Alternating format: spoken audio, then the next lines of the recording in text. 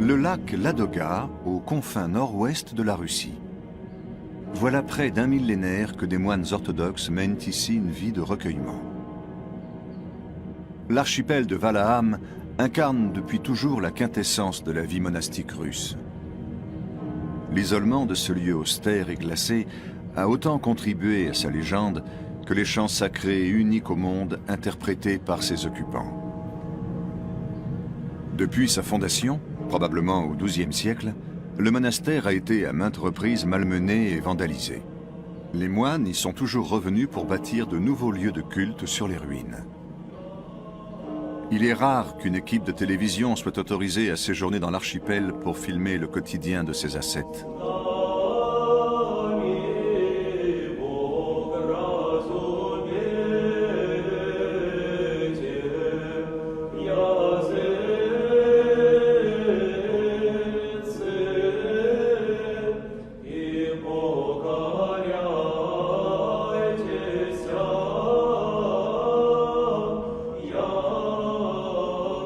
Nous allons tenter de percer quelques-uns des secrets de cet univers très fermé.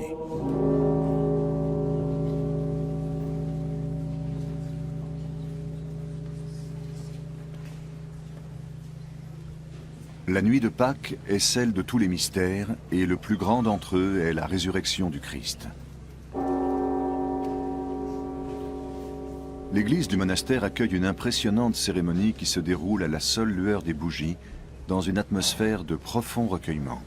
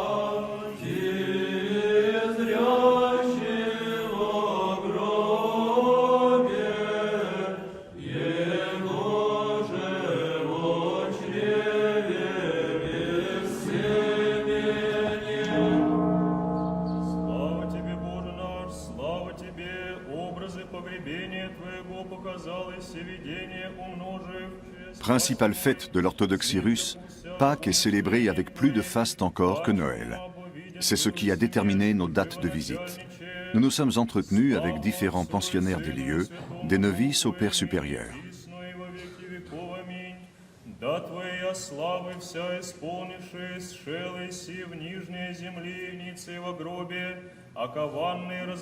Nous voulons comprendre ce que ces hommes sont venus chercher ici et ce qu'ils y ont trouvé. Слава Отцу и Сыну и Святому Духу, и ныне и присно, и во веки веков. Аминь.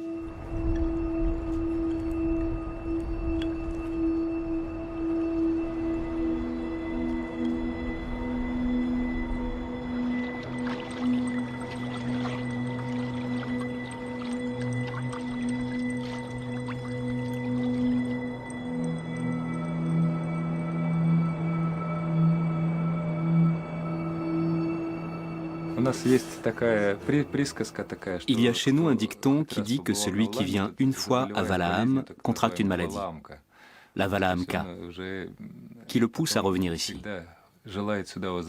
C'est ce qui m'est arrivé. Je suis venu ici et je suis tombé malade, gravement malade. Non seulement j'ai voulu revenir, mais j'ai souhaité aller vers le royaume des cieux, vers mon Père spirituel.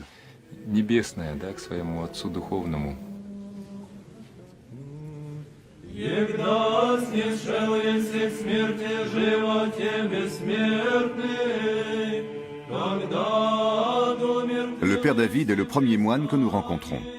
Chef de chœur, il est le seul membre de la communauté à disposer d'une formation musicale.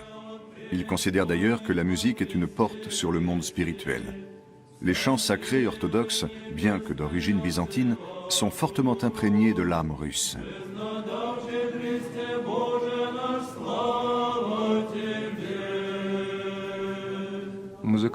Les polyphonies russes, notamment les chants de Valaam, dits en résonance, reflètent la nature et les traditions musicales et spirituelles du peuple russe des siècles passés. Comme par exemple « Ô vaste plaine, ô plaine infinie ». Ой ты, степь широкая, степь раздольная.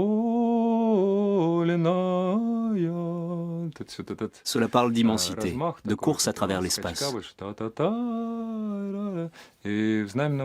Tout cela, on le retrouve dans le chant. Соархангелы воспоим,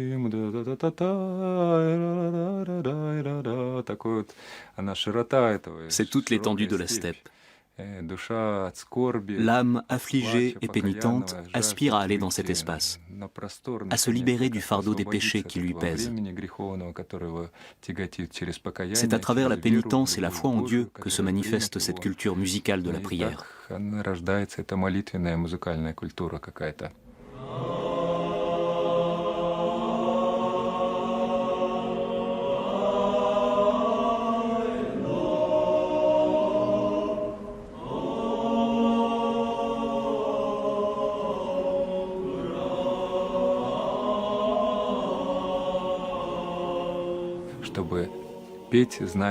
Pour chanter en résonance, il faut vivre en résonance. Le terme znamenie vient du vieux slavon et qualifie ce type de chant.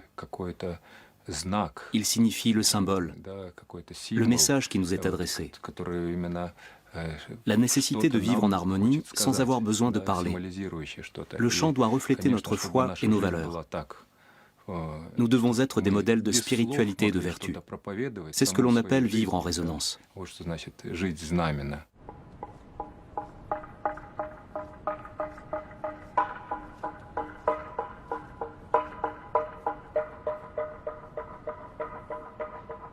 Il est 4h45. Ce ne sont pas les cloches qui réveillent les moines de Valaam, mais le son d'une cimandre en bois. Une nouvelle journée de dur labeur et de longues prières commence.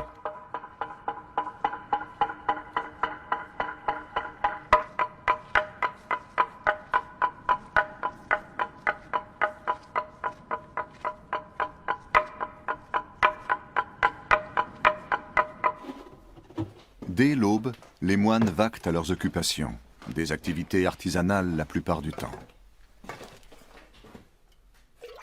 Pour le père Gevlazi, qui s'occupe de la fabrique de bougies, le travail est une façon de renouer avec le sens de la piété des premiers chrétiens. À une époque où beaucoup de traditions se perdent, ce retour aux sources contribue à conforter les moines dans leur foi.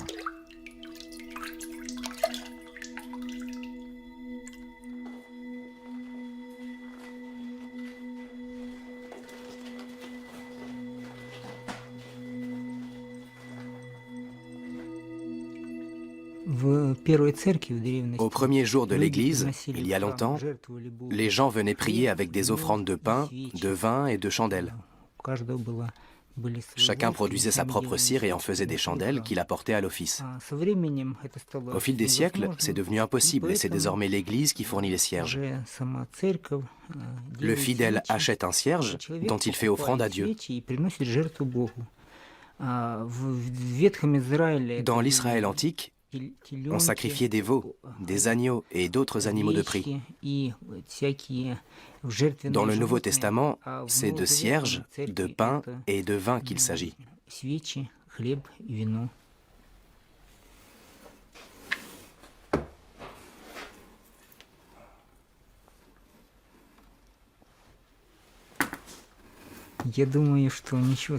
Je pense que rien n'est le fruit du hasard. C'est bien sûr l'œuvre de Dieu. Pour moi, c'est ma vie. Avant, j'étais dans un autre monastère. Je suis venu ici un jour en vacances, en pèlerinage. Quand je suis parti de mon monastère d'origine, j'ai tout de suite compris que je ne reviendrai pas. Une fois arrivé ici, j'ai senti que j'allais rester. Cela ne s'explique pas, ce sont des choses inexplicables.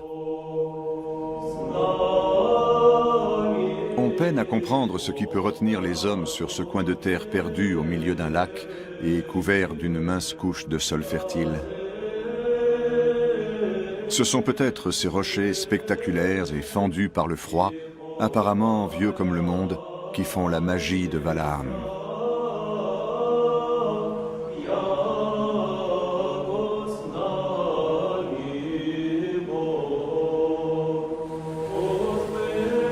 Pour gagner l'île principale, il faut entreprendre une traversée de 4 heures sur des eaux glaciales, balayées par des tempêtes hivernales.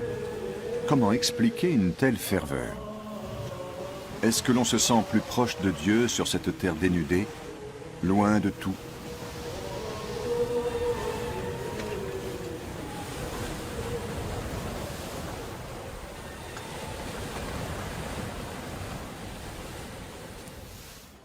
Слава тебе, Боже наш, слава тебе.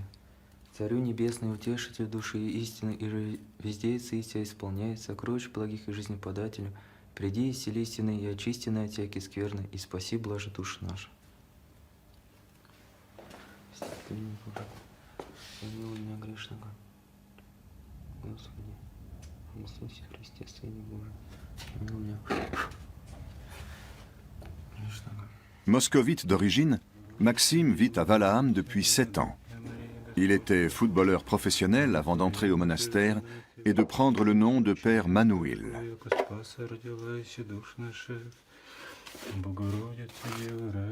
Contre toute attente, il nous explique que sa vie actuelle n'est pas si éloignée de son ancienne carrière de sportif.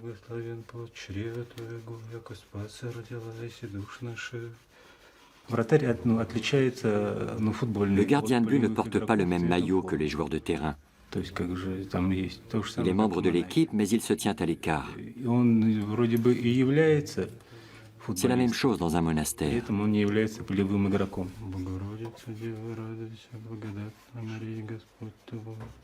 Je suis gardien de nature, je ne peux pas être attaquant.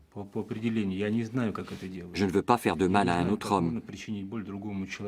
Si cela arrive, c'est sans le vouloir.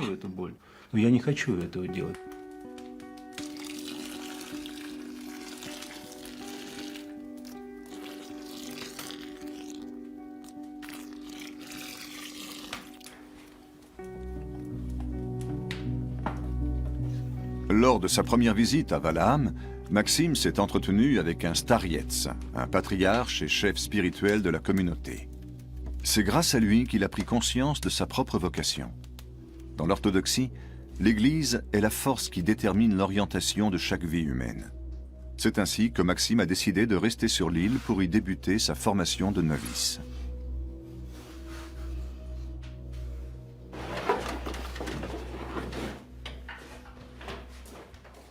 Cette décision a profondément bouleversé sa mère. Troublée à l'idée qu'il renonce à une vie séculière, elle a eu peur aussi de perdre son fils à tout jamais.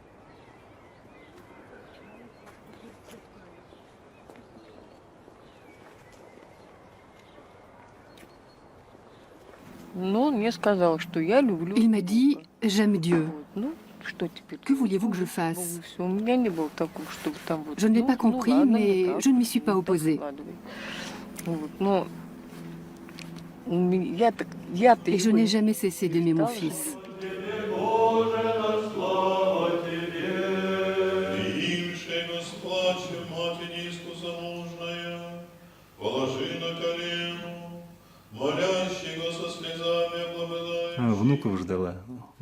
Elle aurait voulu avoir des petits-enfants.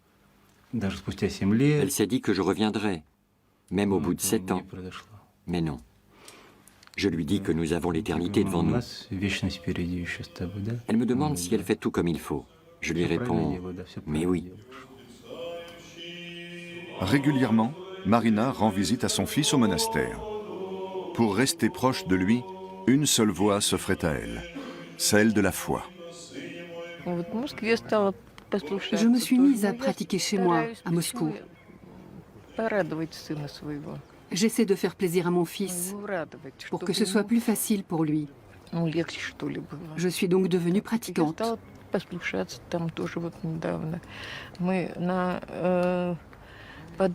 Nous avons une cantine où on donne à manger aux sans-abri. Il est fier de moi. Il est fier de sa maman. Je fais ce que je peux.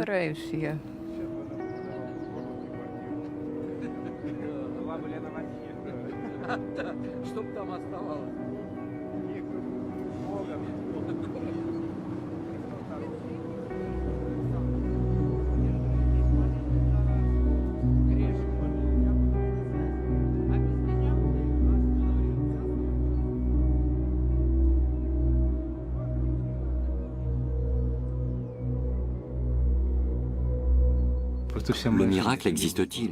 Toute ma vie est une bénédiction de Dieu, une succession de miracles. Le paierai-je et comment? Je ne le sais pas encore.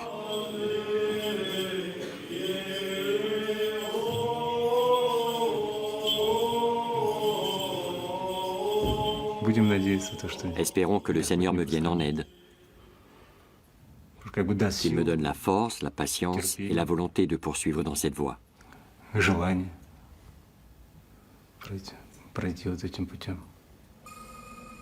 Le chemin sera long et difficile pour Maxime. Il doit tout d'abord se soumettre à l'autorité des frères plus élevés dans la hiérarchie. Vouant toute sa vie à Dieu, il ne pourra en outre ni se marier ni avoir d'enfants. En entrant au monastère, il a également renoncé aux droits qui régissent l'existence du citoyen moyen. La foi et le quotidien du moine conduisent ainsi à une dissolution du moi, un renoncement destiné à le rapprocher de Jésus, son modèle. Cette notion de sacrifice est profondément ancrée dans le christianisme, ce qui explique l'importance de la fête de Pâques pour les orthodoxes. C'est un moment d'espérance, puisque la résurrection du Christ prouve que le sacrifice n'est pas vain. En signe de joie, la communauté fait à plusieurs reprises le tour de l'église dans une procession festive peu avant minuit.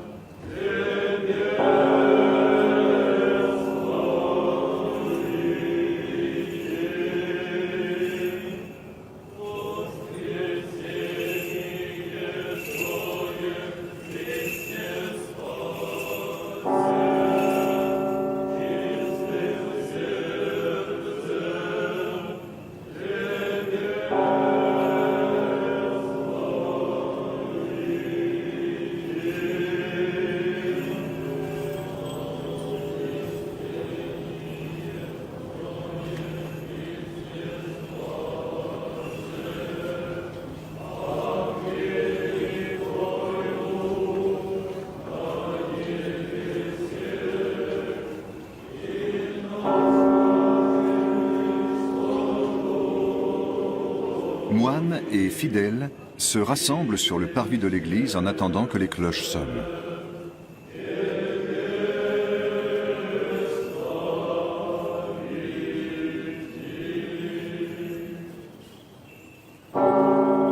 L'higoumène, le père supérieur du monastère, annonce alors solennellement la résurrection du Christ.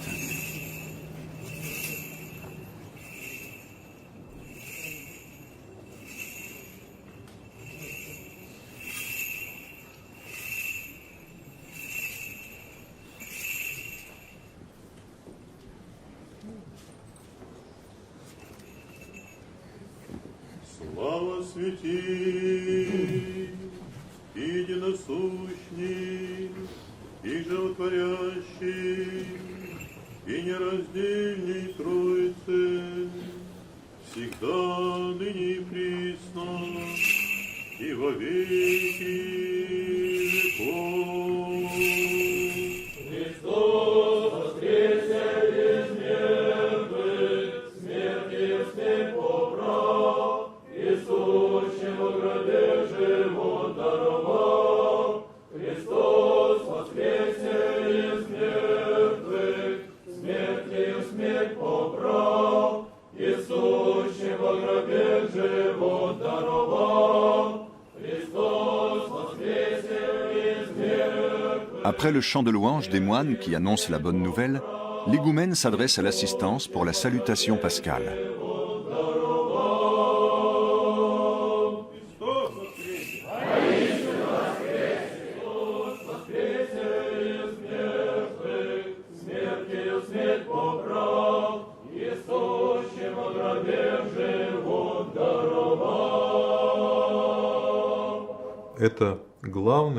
C'est le plus grand événement de l'histoire de l'humanité, car il marque la victoire sur la mort.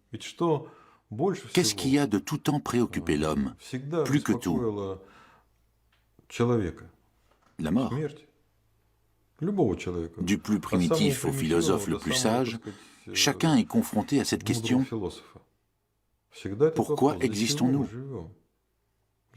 Et à quoi bon, si tout s'achève dans le néant? Si tout retourne en poussière et qu'il n'y a plus rien?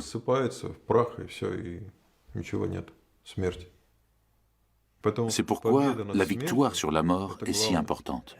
Христос воскресе! Христос воскресе!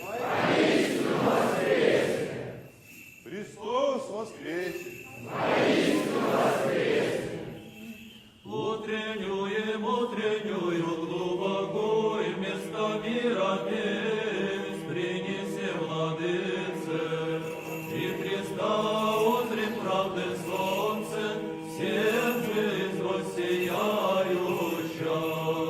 Христос одесте просто на тот платится, Свети, снимоси, зорит харисаме нос.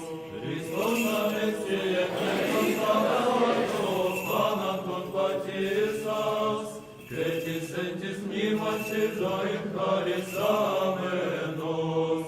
Христос воскресе из мертвых, смертью смерть поправ, и сущего гробе живот даровал.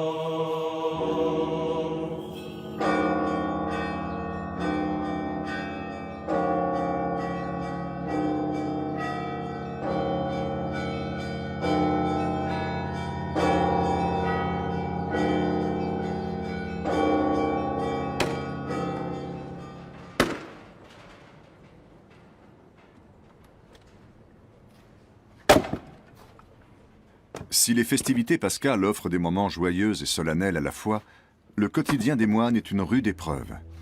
Beaucoup se découragent, ne résistant pas à cette vie difficile et monotone.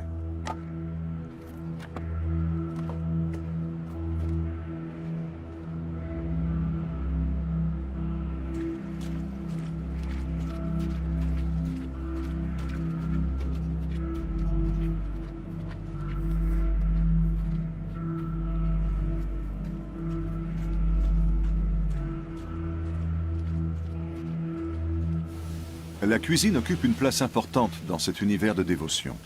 Plusieurs moines y sont affectés. Dans cette pièce qui fleure bon l'ail et l'oignon, le père Vladimir nous explique une règle importante de la vie monastique, l'obéissance.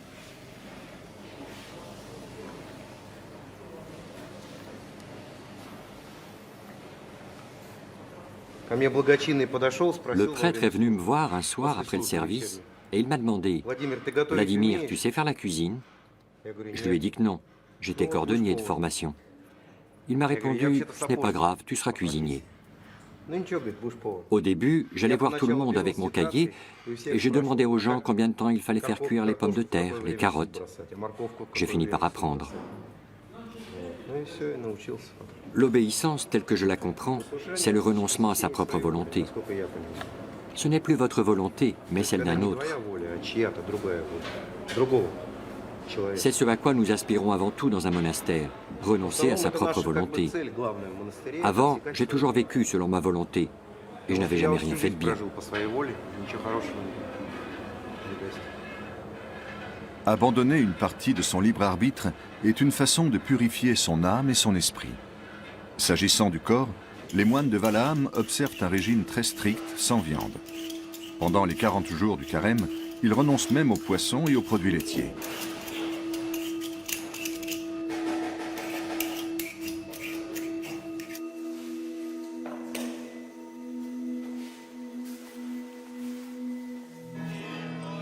La vie monastique suppose le respect des grands principes chrétiens.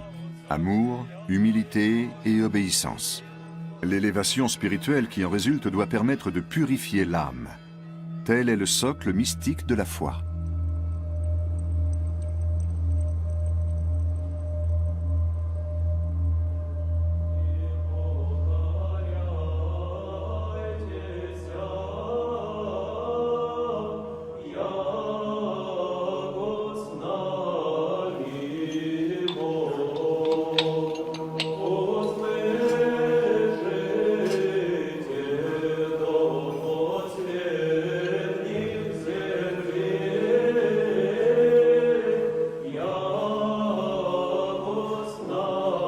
Quiconque entre dans les ordres fait aussi vœu de célibat. Nous n'avons pas osé aborder ce thème délicat, mais le bibliothécaire du monastère, le père Averki, nous en a parlé spontanément. Что касается вопроса безбрачия, то я думаю, здесь, наверное, легче с этим решить. Le vœu de célibat n'est pas difficile à tenir ici. Даже кто был, допустим, брак, Ceux qui, comme moi ou certains de mes amis, ont été mariés et ont connu les difficultés de la vie conjugale, n'échangeraient jamais leur vie de moine contre le mariage. И, конечно, никто так в разумно, значит, в трезвом разуме никто не поменяет монашескую жизнь на брачную. Воскликните, Господи, вся земля. C'est sans doute cette vie de dévotion qui donne aux chants des moines leur caractère unique. Ils sont nombreux à nous l'avoir dit. Une telle musique est l'expression d'un abandon complet à Dieu.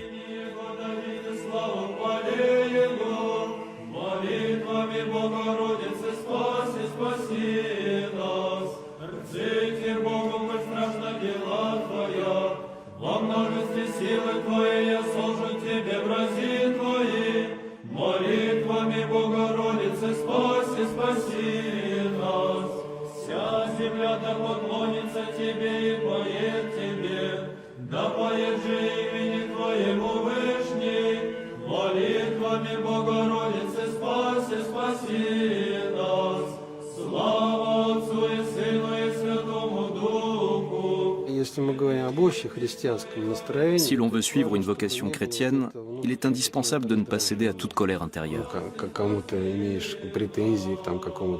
Il peut arriver qu'on soit fâché après un frère, mais l'essentiel est de garder en permanence l'esprit en paix.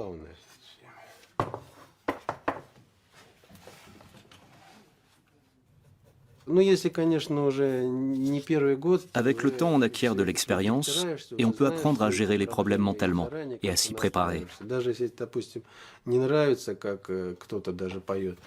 Si je n'aime pas la voix de quelqu'un dans le chœur, je peux toujours mettre des bouchons d'oreilles pour éviter de m'énerver.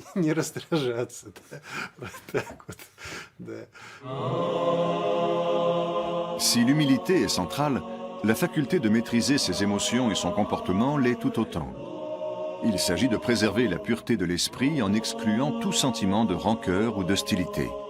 Cela nécessite un énorme travail sur soi et une lutte sans relâche contre ses propres faiblesses. Tout le monde n'y parvient pas.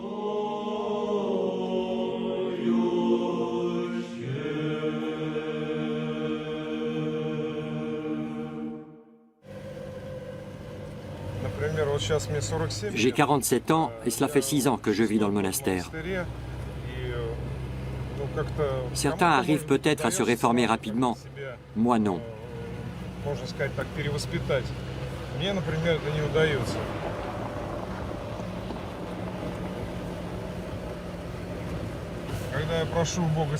Quand je demande à Dieu qu'il m'accorde l'humilité, il me la donne, mais ce n'est pas immédiat, ça ne vient pas d'un seul coup. Je ne me sens pas tout de suite apaisé. Ce n'est pas comme ça que ça se passe pour moi. Quand je demande l'humilité à Dieu, il me l'envoie sous forme d'un frère qui vient me dire « Écoute, toi là, tu ne me plais pas, tu es comme ci ou comme ça. À moi alors de faire preuve d'humilité. »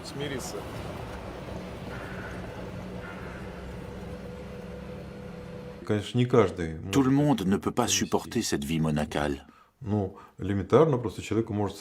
C'est une vie très simple, que certains peuvent trouver ennuyeuse Une vie empreinte d'une certaine mélancolie. Ils ont du mal sans relation avec l'extérieur, sans médias. C'est une vie faite de prières et de travail, rien d'autre.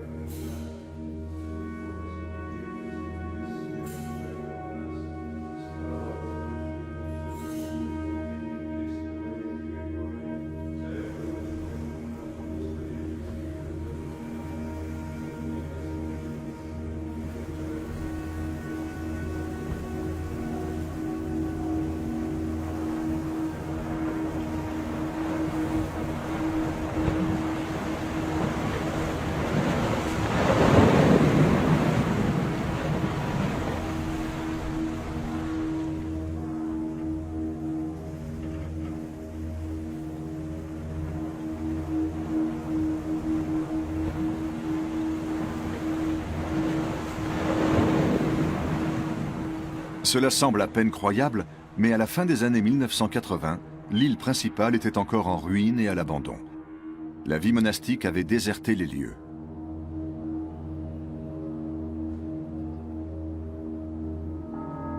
L'histoire de Valaam au XXe siècle reflète celle de l'orthodoxie russe. Après la disparition de l'empire du Tsar en 1917, l'archipel est cédé à la Finlande, devenue indépendante.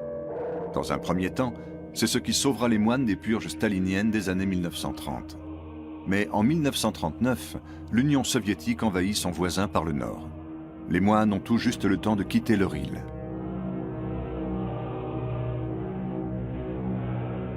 L'athéisme devient doctrine d'État. L'archipel se couvre de bases militaires, tandis que les églises sont transformées en établissements pour handicapés ou en foyers éducatifs.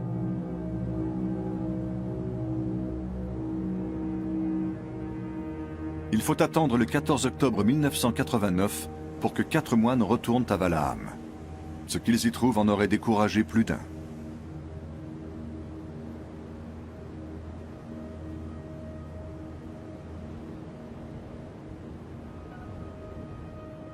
Tout était en ruine. Le sanctuaire n'était pas encore restauré, toutes les peintures sacrées avaient disparu, les bâtiments d'habitation, l'église de la source était en ruine.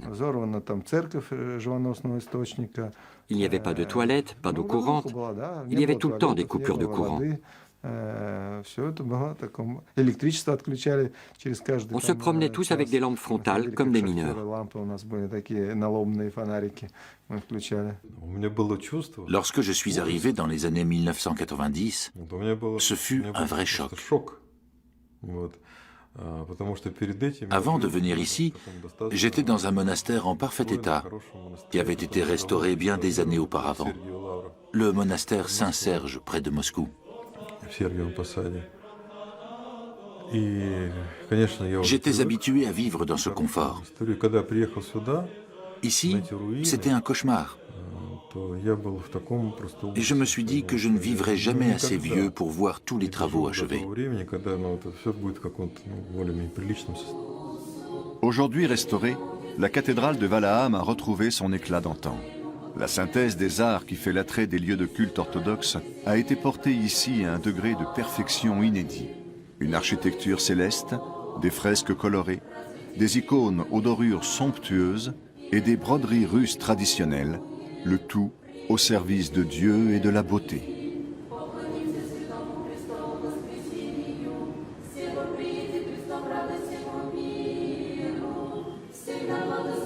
Les chants sacrés d'origine byzantine connaissent eux aussi un regain d'intérêt après les longues années d'athéisme d'État. Dans cet univers coupé du monde, ils ont peu à peu formé un langage musical à part, dont l'unique fonction est de servir à la prière et à l'expression de la dévotion.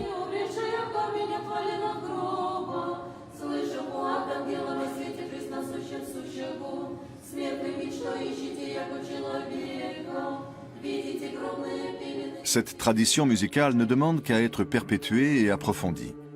Pour ce faire, les moines reçoivent même périodiquement la visite d'une femme venue spécialement du continent.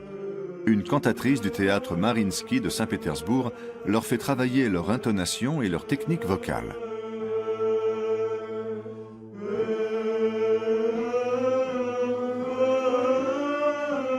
Parallèlement à la restauration des édifices anciens, il s'agit donc aussi de faire revivre l'art unique des chants de Valaham conformément à l'esprit de la foi, des chants dont l'interprétation est réservée aux âmes pures.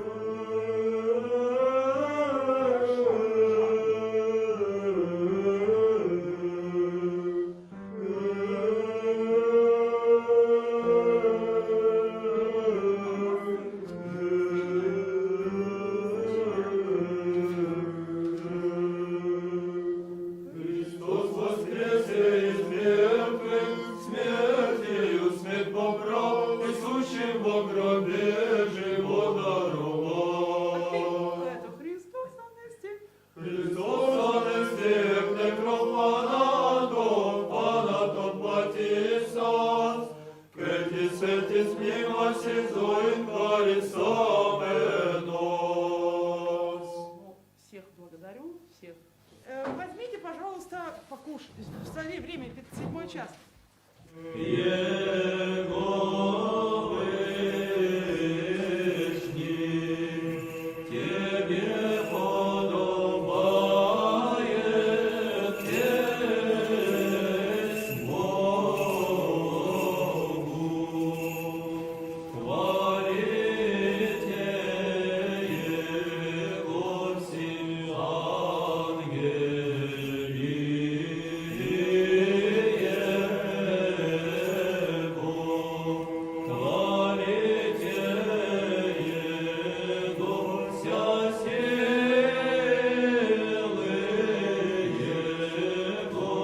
Au XIXe siècle, un écrivain surnommait Valaham le royaume des paysans. Plus de 3000 moines peuplaient alors ces îles. De simples travailleurs et des fidèles d'origine modeste venaient des 4 coins de la Russie pour prier et chercher une solution à leurs problèmes. Malgré leur infortune, ils savaient que tout n'était pas perdu. La pâle lumière qui baignait l'archipel leur redonnait espoir. De nos jours, cette tradition regagne peu à peu du terrain.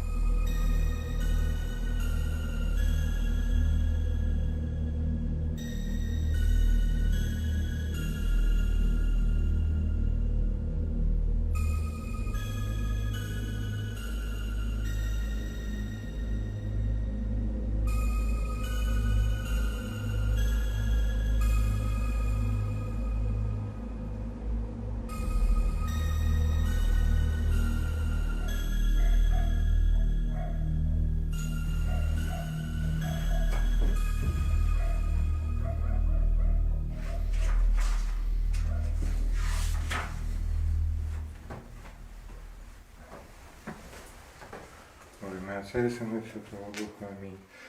Боже, милостивый, буди мне грешным, Господи Иисусе Христе, Сыне Божий, молитва ради Пречистой Твоей Матери. Le monastère, c'est comme un hôpital. Chacun d'entre nous arrive ici et cherche à guérir son âme malade. Dans tous les monastères, au cœur du sanctuaire, ou même lors des prières, Dieu vous guérit. Il soigne toutes vos blessures.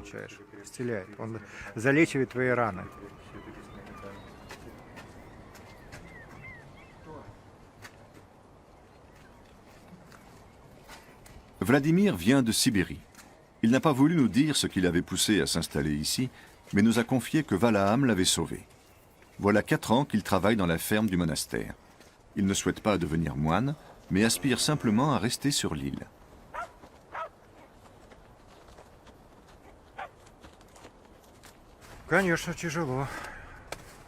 C'est dur de se conformer aux règles de vie monastique, de renoncer à ces choses qui, dans le monde extérieur, nous paraissaient séduisantes. La vie ici est une ascèse. Nous sommes pécheurs par nature. Les passions restent en nous. Il est difficile de les vaincre. C'est source de bien des tentations, de bien des cris et des lamentations. Il se passe en nous bien des choses, mais avec le temps, à force de vivre dans un monastère, on comprend qu'on ne peut plus vivre sans Dieu.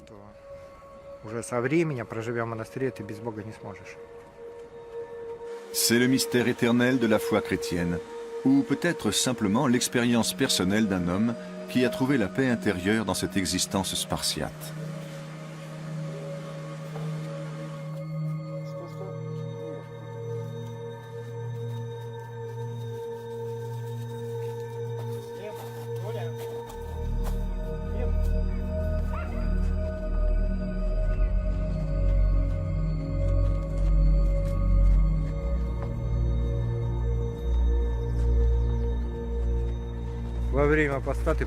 Pendant le carême, on comprend ce qu'est vraiment la foi. La foi, pour moi, c'est la fidélité. Le matin, je me réveille, j'ouvre les yeux et je dis « Seigneur, aide-moi ».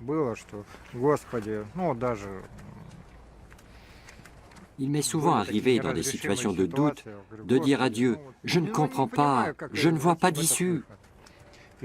Et Dieu m'a montré la voie. Seigneur, je ne demande pas à être riche pour m'en enorgueillir en ton nom. Et je ne te demande pas à être pauvre pour mépriser ton nom. Donne-moi la sagesse.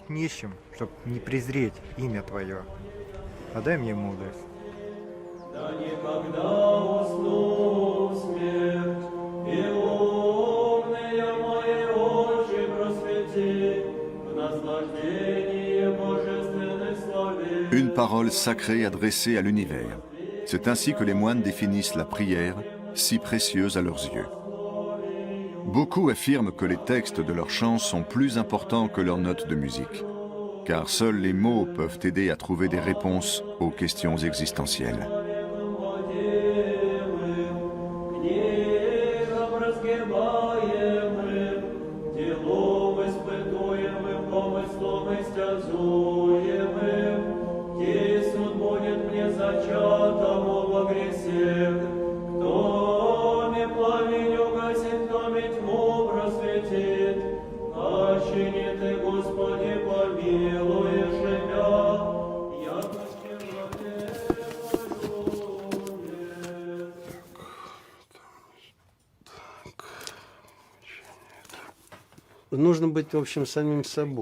Il faut être soi-même. Quand on n'a pas soi-même des dispositions à l'élévation, le Père Séraphim peut vous aider à prier. Il possède des dons certains. Si moi je n'ai pas ces dons, je dois vivre aux côtés de quelqu'un qui les a. Sans prétendre être au niveau du Père Séraphim ou du Père David, et sans les envier.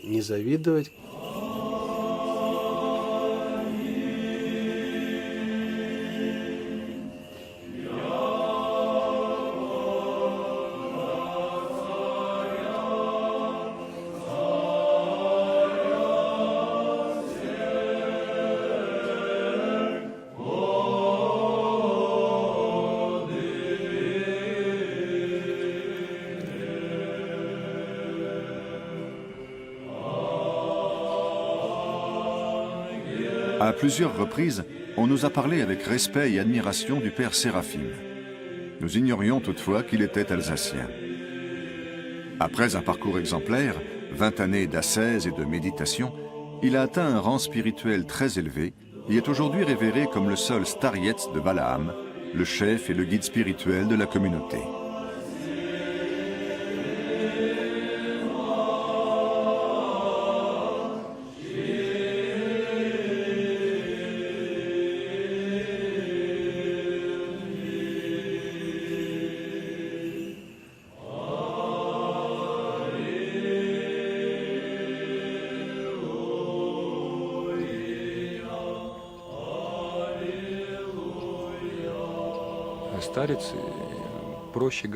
Le Starietz est un homme qui a une grande expérience spirituelle, qui a déjà parcouru le chemin sur lequel je suis actuellement engagé et qui a déjà trouvé la voie vers le Christ. Il peut me conseiller et me dire quels sont les précipices que je dois éviter.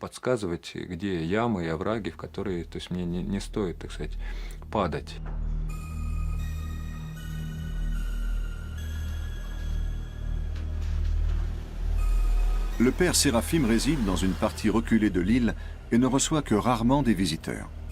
Nous allons le voir dans sa retraite en pleine forêt pour savoir quel regard cet étranger porte sur la vie monastique russe et sur cet univers clos dans lequel il s'est parfaitement intégré.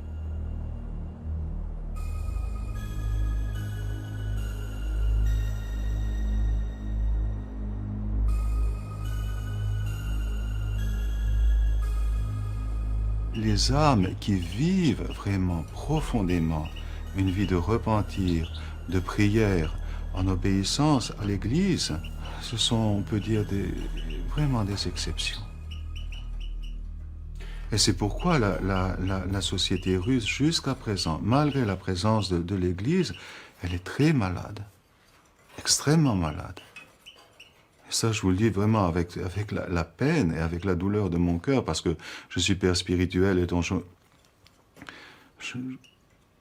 je connais cette souffrance-là de l'intérieur. Et malheureusement, la façon dont l'Église s'est développée depuis le début de la perestroïka et les priorités qu'elle met devant elle, à mon avis, ne sont pas toujours les bonnes. On construit, on rénove. Bon, c'est sûr que c'est après 70 ans de destruction totale, c'est compréhensible, mais ça fait que souvent, on perd de vue l'essentiel, qui est le service de Dieu, du Christ en esprit et en vérité. Par la prière, par le service de la célébration de la liturgie, ça c'est l'essentiel pour le moine. L'Église n'est pas toujours en état de donner justement une parole de vie, une parole qui puisse inspirer, qui puisse consoler. Il y a beaucoup d'administrateurs maintenant dans l'Église, mais il y a très peu de pères, il y a très peu de prophètes, il y a très peu de consolateurs, Pechalniki en russe. Et c'est ça le problème le plus profond.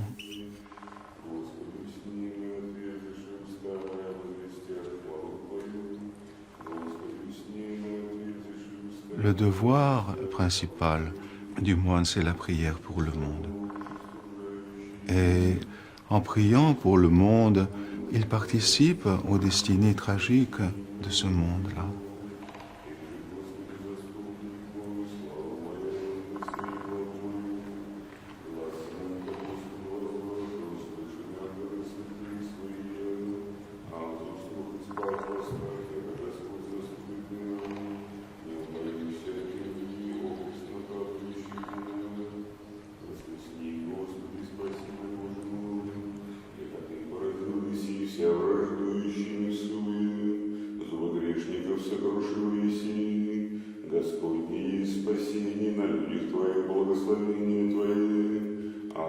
Acquiert l'esprit de paix et autour de toi, des milliers trouveront le salut. C'est la voie. Mais c'est une voie qui est difficile, qui demande un courage énorme et une patience, une longue patience. Alors qu'on vit maintenant dans l'époque du fast, tout doit aller vite. Fast food, et enfin, toute cette... Et c'est un des grands problèmes dans le monachisme contemporain, c'est que les jeunes gens qui viennent ici n'ont pas de patience. Et donc, ça fait qu'ils viennent, ils vivent quelque temps, et ensuite, ils repartent. Ils sont toujours en quête. Ils ne sont pas prêts à dire, ici, dans ce lieu, dans ce monastère, dans ce skite, je mourrai à cause de mes péchés.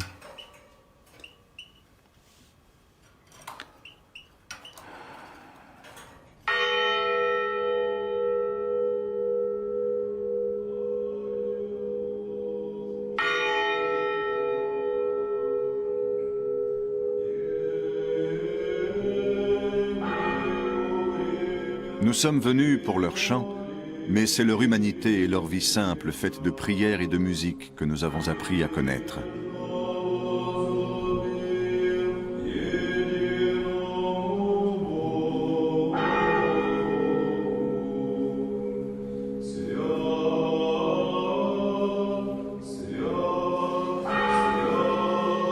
La fête des fêtes se termine.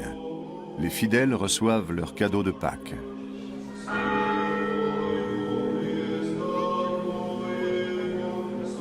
Notre plongée au cœur de l'orthodoxie russe nous a fait remonter le temps et découvrir les traditions d'un univers empreint de mysticisme dont nous garderons longtemps le souvenir. Un voyage dans un monde secret que l'on croyait disparu depuis longtemps.